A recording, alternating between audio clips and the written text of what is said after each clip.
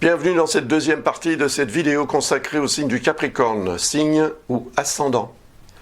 Je vais vous parler des transits de Mars, qui va se déplacer un peu plus rapidement et de façon plus variée autour du zodiaque en 2021 qu'en 2020. Parce qu'en 2020, en fait, il est coincé dans l'axe du signe du Bélier pendant 6 mois, depuis le 28 juin jusqu'au 6 janvier 2021. Et le 6 janvier 2021, donc, il va entrer dans le signe suivant. Quel est le signe qui suit le signe du Bélier? Eh oui, c'est le signe du Taureau. Bravo. Donc, il va avoir un effet très intéressant que je vais m'empresser d'analyser tout de suite. Après les transits de Mars, qui se termineront en fin d'année, eh bien, je vous parlerai du transit de Vénus, de 2 transits de Vénus dans le signe du Capricorne, et ensuite des 2 rétrogradations de Mercure. A tout de suite. Mars va entrer dans le signe du Taureau le 6 janvier. Et vous savez qu'en Taureau, Uranus et la Lune noire s'y trouvent. On l'a vu dans la première partie de cette analyse. Du 6 janvier jusqu'au 4 mars, ce transit va durer. Le 20 janvier, Mars va rejoindre Uranus et la Lune noire. Triple conjonction, qui sera évidemment en désaccord d'éléments avec Jupiter et Saturne en Verseau. Donc sur le plan mondial, au niveau de la planète et de ce qui s'y passe depuis un certain temps, cela peut tout à coup produire une montée en puissance d'une problématique qu'on n'a pas vu venir. Par exemple, car la Lune noire, je vous le rappelle, je vous l'ai dit tout à l'heure, représente ce que l'on ne voit pas, ce qu'on ne veut pas voir, ce qui nous est caché, etc. C'est l'inconnu. Donc cette part d'inconnu, elle existe beaucoup dans la situation actuelle qui nous préoccupe tous, avec évidemment des variantes selon tout un chacun. Mais il n'empêche qu'elle est là, cette problématique. Donc si elle prend de l'importance à partir du mois d'octobre 2020, quand la Lune noire va passer en Taureau et qu'elle va rejoindre Uranus, lorsque Mars va lui apporter son regain d'énergie assez puissant, Mars est quand même le dieu de la guerre, donc il représente ce qui peut se produire en début d'année 2021 je dirais pour le monde entier, mais évidemment dans certaines régions plus que dans d'autres, bien sûr, et pour certaines personnes plus que pour d'autres. Dans votre cas, ici, on est dans le 5e secteur à partir de votre signe, c'est le 5e signe. 1, 2, 3, 4, 5. 5e signe, 5e maison. Ça, c'est la vie sentimentale, par exemple, qui peut tout à coup bouger même intensément. Donc si vous êtes dans le flou, si une situation a tendance à s'aggraver dans le relationnel, affectif ou sentimental, quand Mars va arriver par là, ça peut péter, comme on dit. Donc, voilà, tenez-vous prête ou prêt afin d'éviter aussi des incidents plus graves que ce qu'ils ne devraient être. Mieux on gère ces choses-là, mieux c'est. Mais c'est aussi le domaine de la créativité.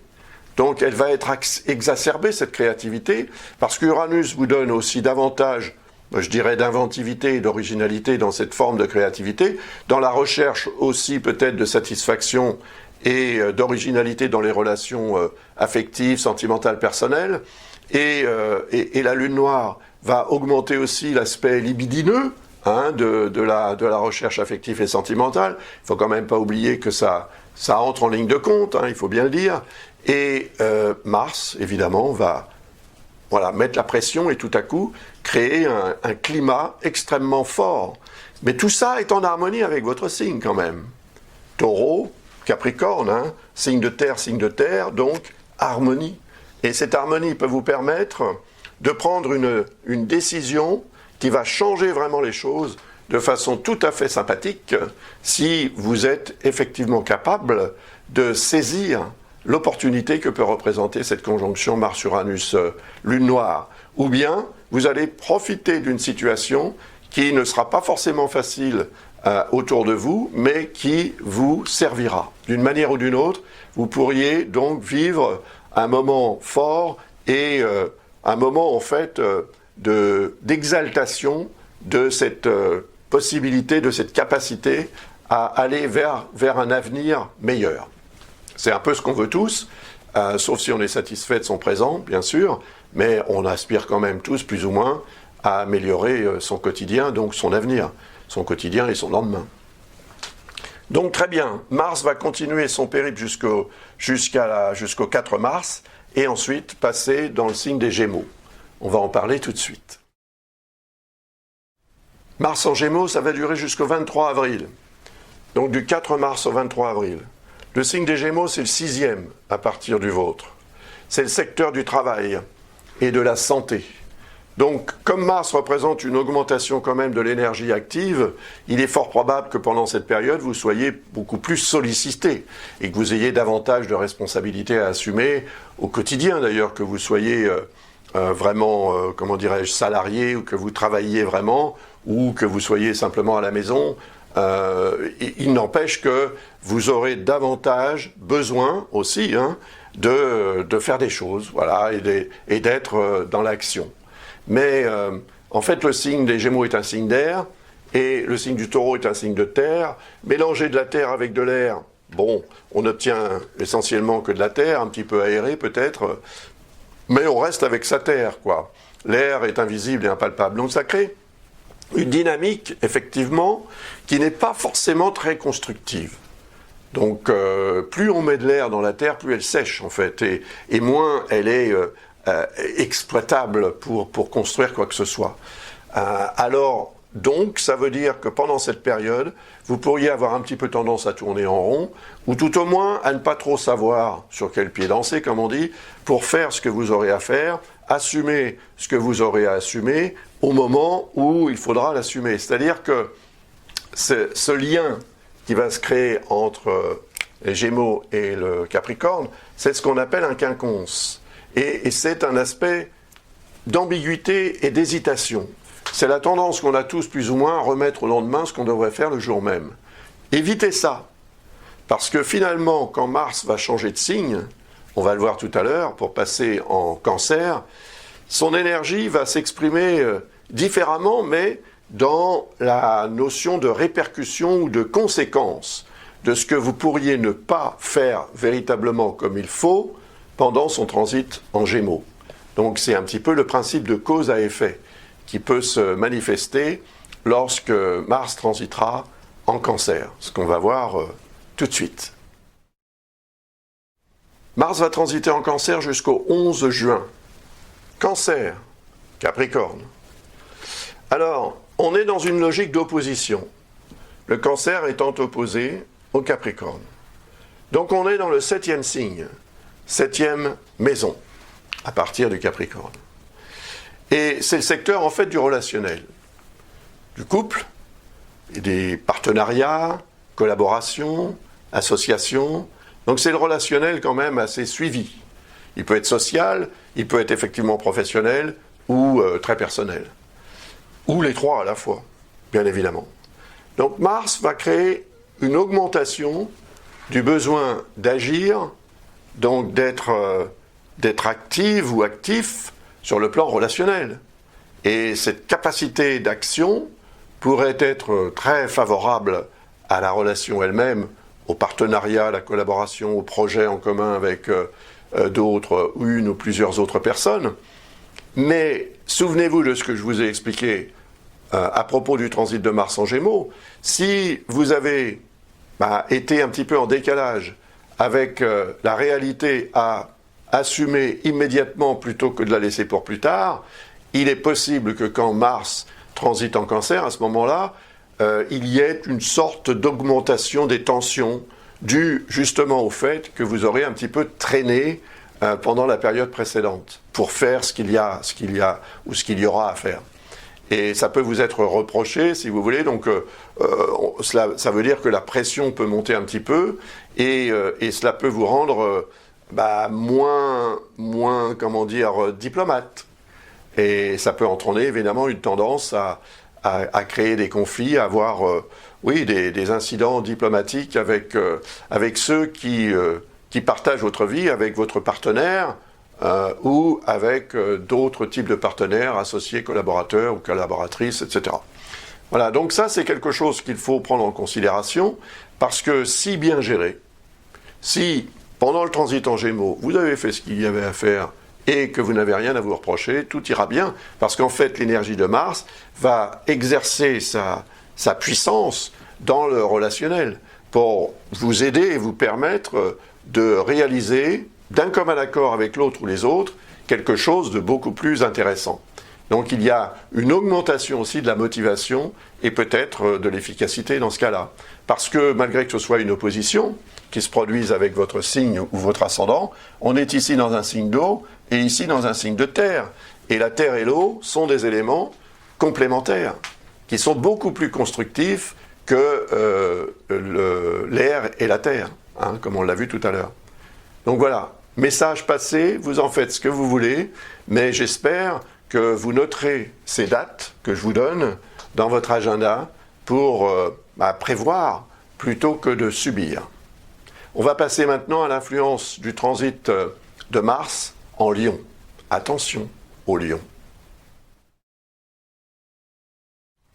Mars va séjourner en Lion jusqu'au 29 juillet.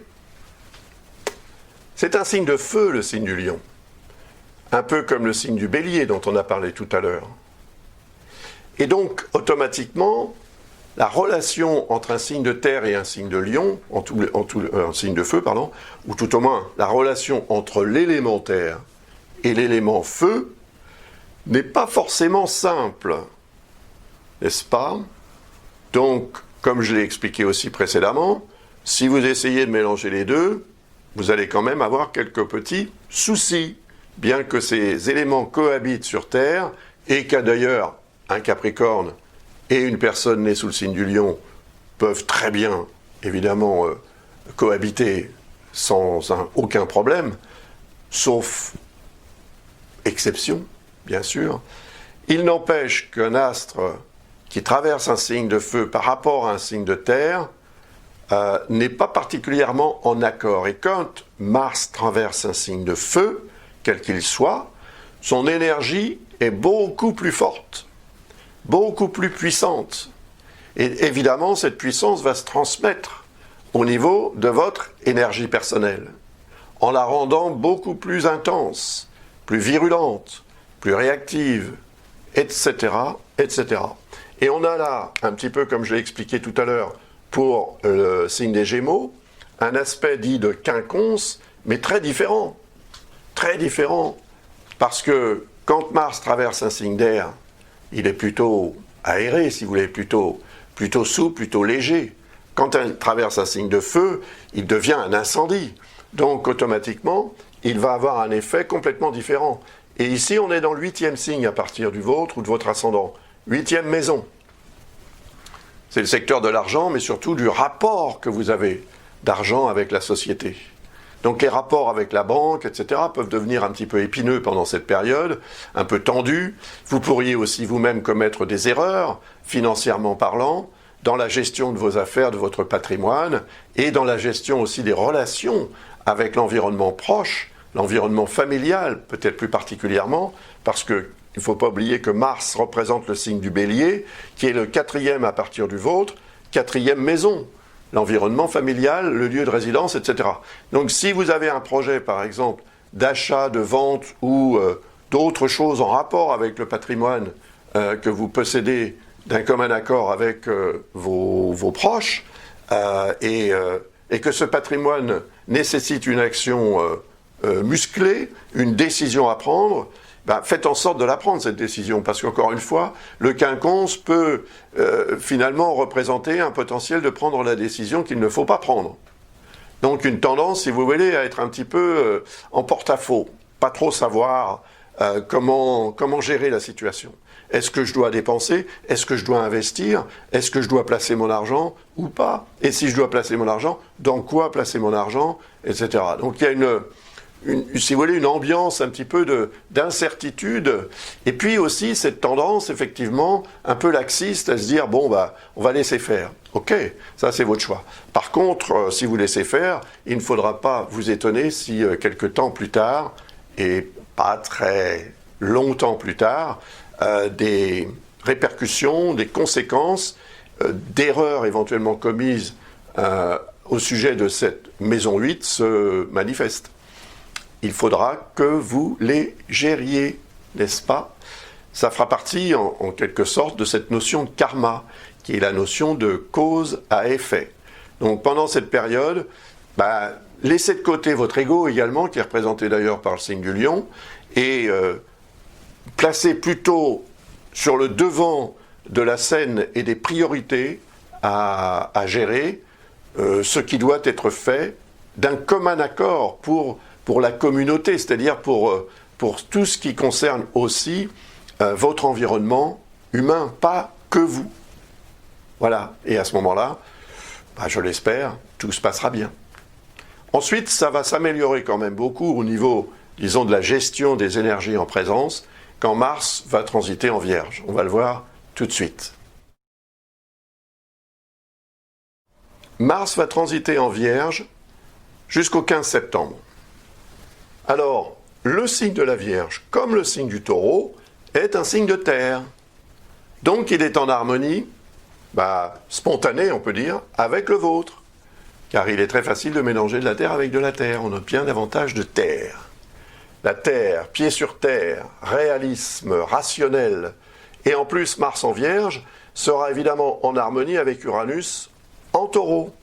Donc vous allez bénéficier de ce grand triangle, dit triangle de terre, dans lequel d'ailleurs aussi se trouve Pluton, qui représente la régénération, qui sera certainement très augmentée pendant cette période.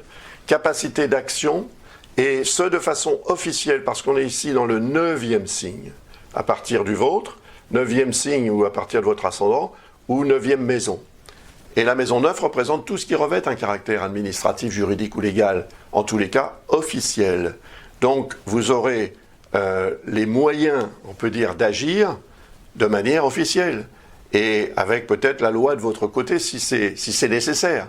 En tous les cas, dans une logique d'équité, de justice, et ce pour favoriser votre bien-être et la réalisation de certains projets importants. Ça peut avoir un rapport aussi avec la famille, le foyer, la résidence, en tous les cas, l'environnement familial. Ou le pays même, si vous faites de la politique par exemple, et sachant que Mars représente la maison 4 qui représente aussi le pays dans lequel vous vivez, ou la région, ou la ville, donc ça peut jouer en votre faveur si vous êtes effectivement dans la politique, maire, député ou ministre. Voilà. Sachez-le, ça peut vous être utile aussi pour prendre certaines décisions et vous imposer, monter en puissance en fait, et prévoir aussi le transit suivant de Mars qui va traverser le 10e évidemment secteur de votre thème, puisque là il est dans le 9e, il va passer automatiquement dans le 10e. Et ça aura une influence aussi très intéressante qu'on va découvrir maintenant.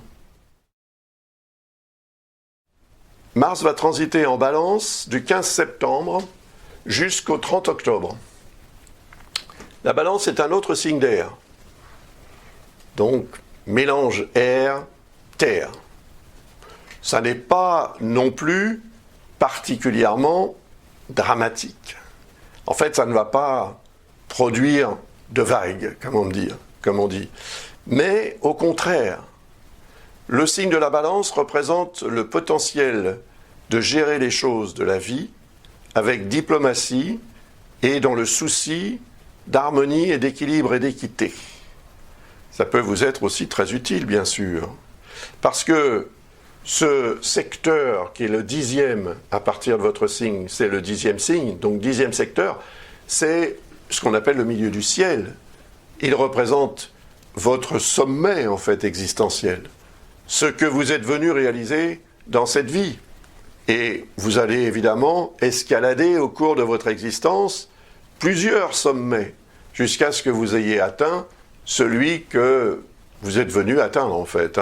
Vous ne le connaissez peut-être pas encore d'ailleurs, mais vous le découvrirez un jour, je l'espère.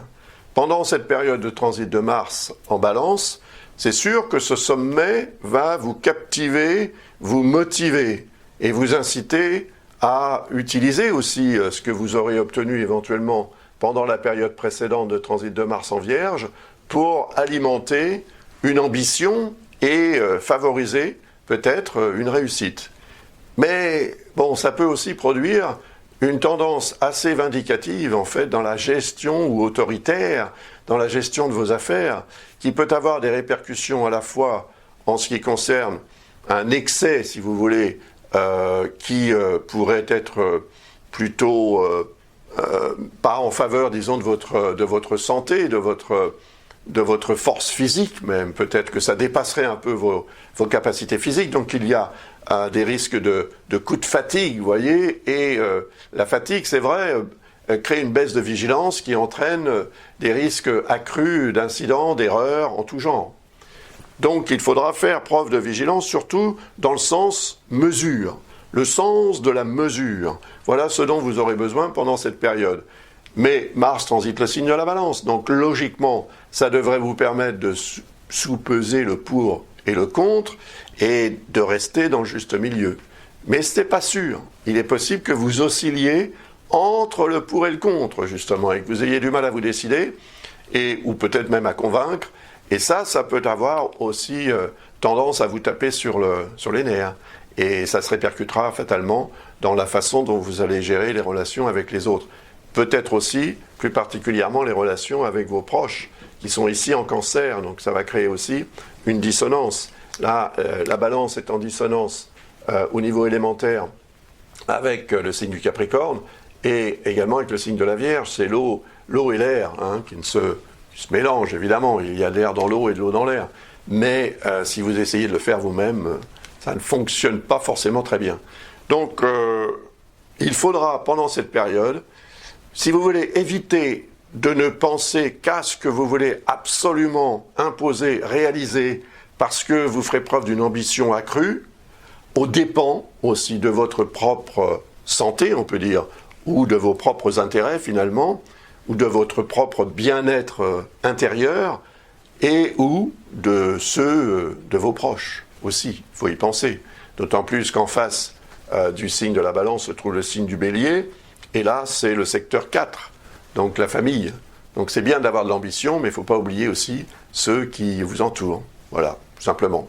Et si vous réussissez à jongler avec tout ça, eh bien, vous devriez en tirer vraiment un très très beau résultat, dont vous pourrez profiter et que vous pourrez savourer quand Mars transitera le signe suivant, le signe du Scorpion.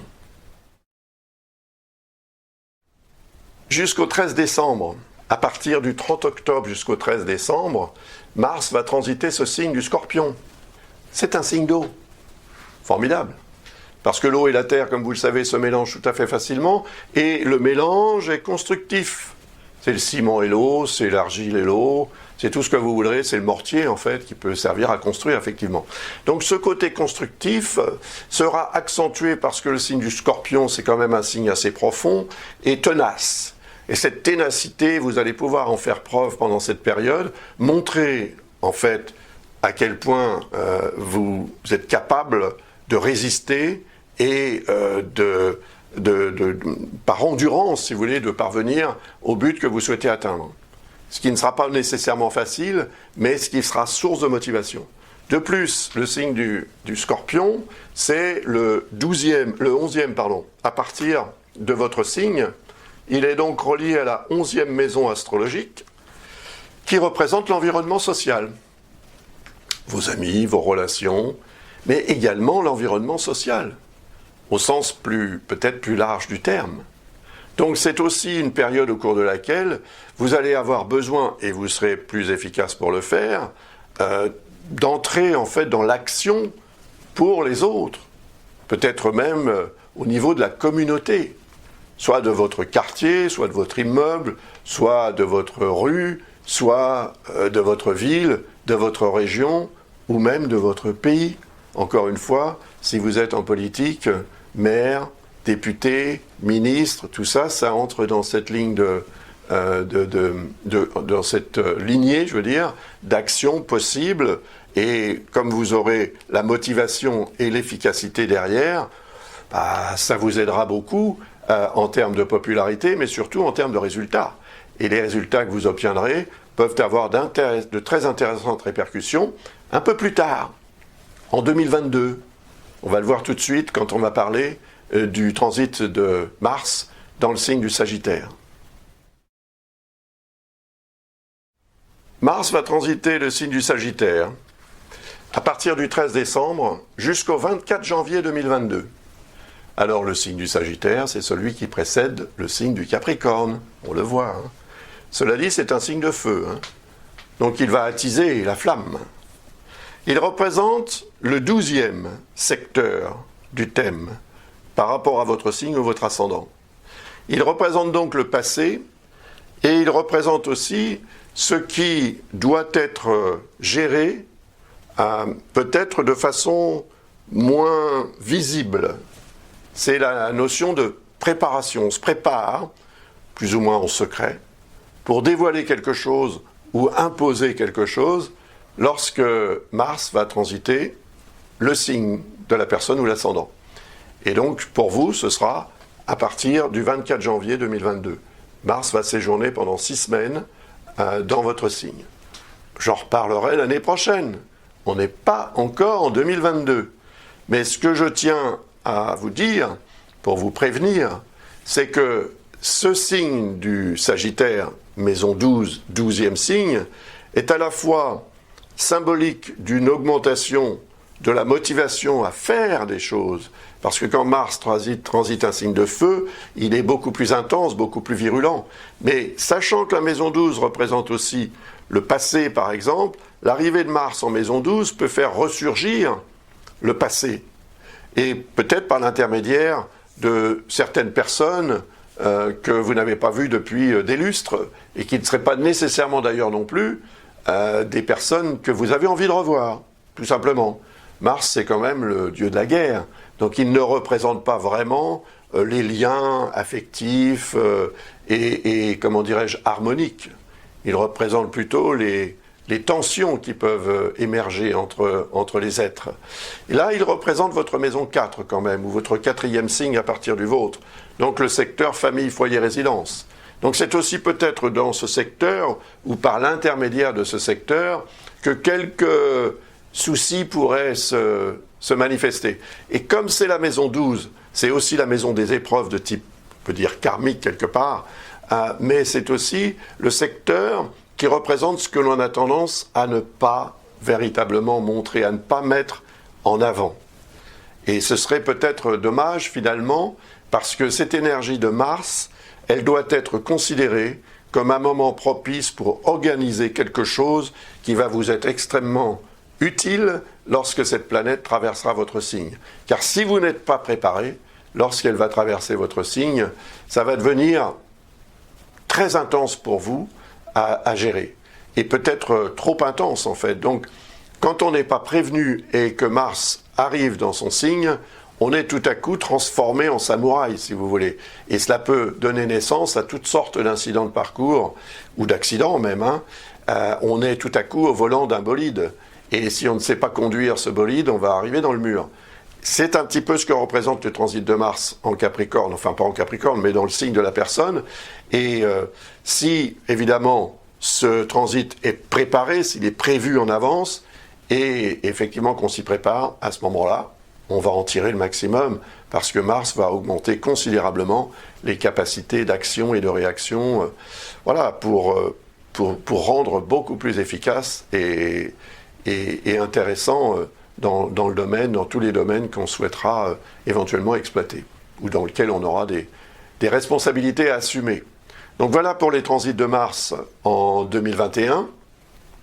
Maintenant, je vais vous parler d'une autre planète, c'est Vénus. Rien à voir avec Mars, c'est la déesse de l'amour, et non pas la déesse de la guerre.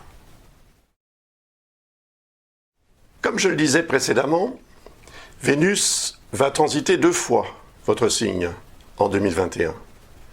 Et en fait, le deuxième transit va se propager jusqu'en 2022, pour une question reliée à une notion de rétrogradation, qui va affecter le transit de Vénus dans votre signe en Capricorne.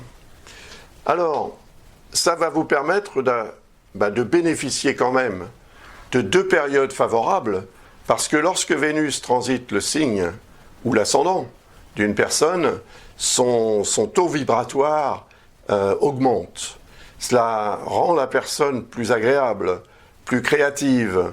Ça a une influence sur son magnétisme, sur son charme, sur son charisme, sur ses capacités de création ou de procréation. Ça a vraiment une influence très bénéfique, ce qui fait que la personne en fait se sent en meilleure forme morale et physique. Si par exemple la personne est souffrante, pendant le transit de Vénus, il est fort probable qu'elle se sente beaucoup mieux. Et ce sera peut-être même une période à choisir pour un traitement qui va devenir beaucoup plus efficace. Donc tout ça va se mettre en action à partir, dans un premier temps, du 8 janvier 2021, donc dès le début de l'année, et ça va vous être d'ailleurs très utile par rapport à ce que je vous ai dit à propos de la triple conjonction Mars-Uranus-Lune noire dans la première partie de cette vidéo, pour être en fait une source de protection supplémentaire de vos intérêts et de vous-même en particulier. Jusqu'au 1er février, cela va durer. Donc pendant cette période, vous serez effectivement, je pense, beaucoup plus dans la rayonnance et dans la brillance. Ça peut avoir un effet très positif sur votre image de marque, sur aussi votre capacité à finalement à bénéficier ou de faveurs ou de privilèges ou d'opportunités qui pourraient se présenter. Et si vous avez des démarches importantes à faire au cours de cette période, quelle qu'elle soit, sachez qu'elles seront favorisées, ces démarches, même si vous n'êtes pas présente ou présent lors de ces démarches. Ça ne peut être par exemple qu'un courrier que vous allez envoyer, faire une demande à distance. Cela peut être reçu avec beaucoup plus de sympathie de la part du destinataire. Donc ça peut effectivement vous être particulièrement utile. Le facteur chance intervient aussi beaucoup.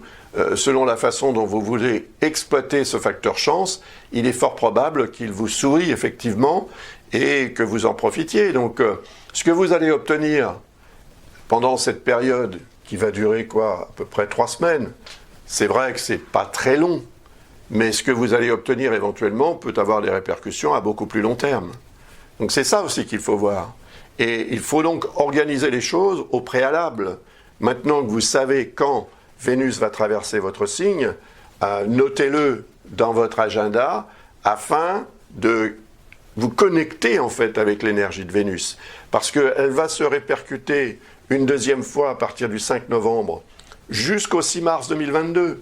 Donc c'est un transit qui va être très long et pendant toute cette période, Vénus sera de votre côté. Et je pense que cela peut représenter en fait une période des conséquences, en fait, répercussions de ce que vous aurez obtenu entre le 8 janvier et le 1er février.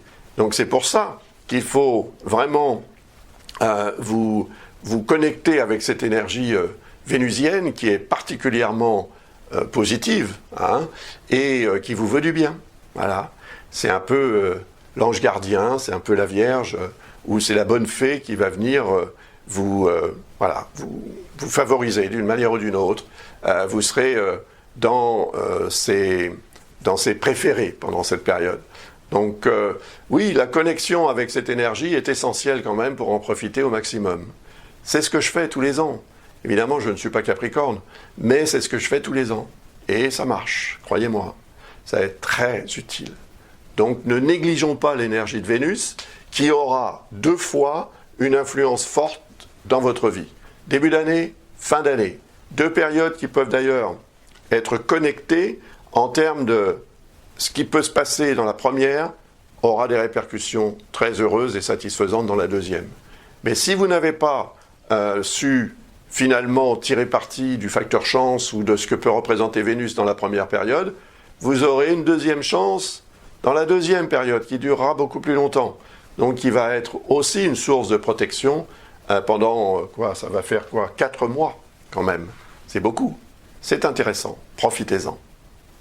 Maintenant, et pour terminer cette deuxième partie, je vais vous parler des 2 rétrogradations de Mercure.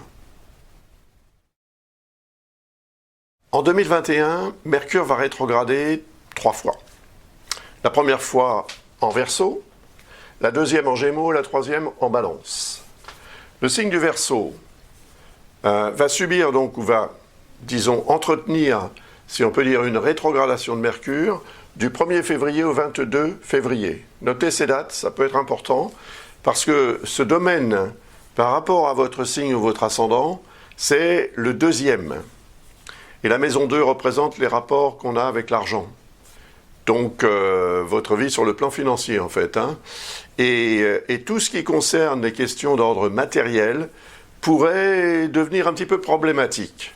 Vous pourriez avoir tendance à oublier certaines choses, à éluder certaines choses, à ne pas comprendre également ce que vous devriez faire ou ne pas faire. Et puis, peut-être, dans les communications, dans les rapports d'intelligence avec ceux qui vous entourent, quelques malentendus sont possibles en ce qui concerne justement ces fameuses questions d'argent. Ça peut être aussi relié à l'alimentation, bien évidemment, mais très probablement à ce qui vous intéresse sur le plan matériel dans la vie, en fait. Si vous avez des démarches à faire à ce sujet, c'est toujours possible, faites-les avant la rétrogradation, c'est-à-dire avant le 1er février.